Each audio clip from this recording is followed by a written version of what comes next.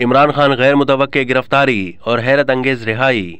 फौज के general headquarter पर हमला, कोर कमांडर की रिहाइशगाह पर धावा, 10 अफराद के जाँ बहक और सैकड़ों अफराद के जख्मी होने की इतलात हैं। लाहौर में पुलिस स्टेशन और पेशावर में रेडियो पाकिस्तान की इमारत नजर आतिश, दर्जनों पुलिस और आम शहरियों की गाड़ियां तबाह और जलकर खाकस्तर, कारोबार और इदारे बंद। डॉलर 300 रुपए तक पहुंच गया। पूरी दुनिया में वतन अजीज एक तमाशा बनकर रह गया है। इस सूरत हाल से लाइलमी का इजहार करते हुए तहरीक इंसाफ के चेयरमैन इमरान खान ने, जिनकी वजह से ये सारी सूरत हाल पेश आई, उन्होंने चीफ जस्टिस उमर अता बंदयाल के सामने माजरत का इजहार इस अंदाज में किया जैसे किसी के कपड़ों पर अपनी गलती से चाय गिर जाए। सुप्रीम कोर्ट ऑफ पाकिस्तान के चीफ जस्टिस ने यह सारी सूरत हाल की जिम्मेदार शख्सियत को अपने सामने देखकर न सिर्फ उनका खैर मकदम किया बल्कि अपनी बेपाया मुसरत का इजहार करते हुए उनकी रिहाई के साथ साथ उन्हें 10 अहबाब के हमरा गपशप मारने की इजाजत भी मिल गई। कल तक पाकिस्तान तहरीक इंसाफ के रहनुमा और कायदीन आला अदलिया पर तनकीद कर रहे थे और चीफ जस्टिस साहब को मदून ठहरा रहे थे और उन पर तरह तरह की इल्जाम तराशियां कर रहे थे, जिसका अंदाजा इमरान खान और उनकी तर्जुमान मुसरत जमशेद चीमा की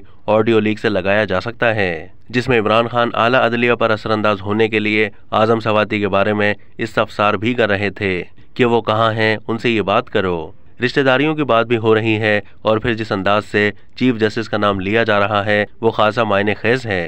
अब तक के लिए इतना ही। मजीद मालूमात के लिए डेली जंग के यूट्यूब चैनल को सब्सक्राइब कीजिए।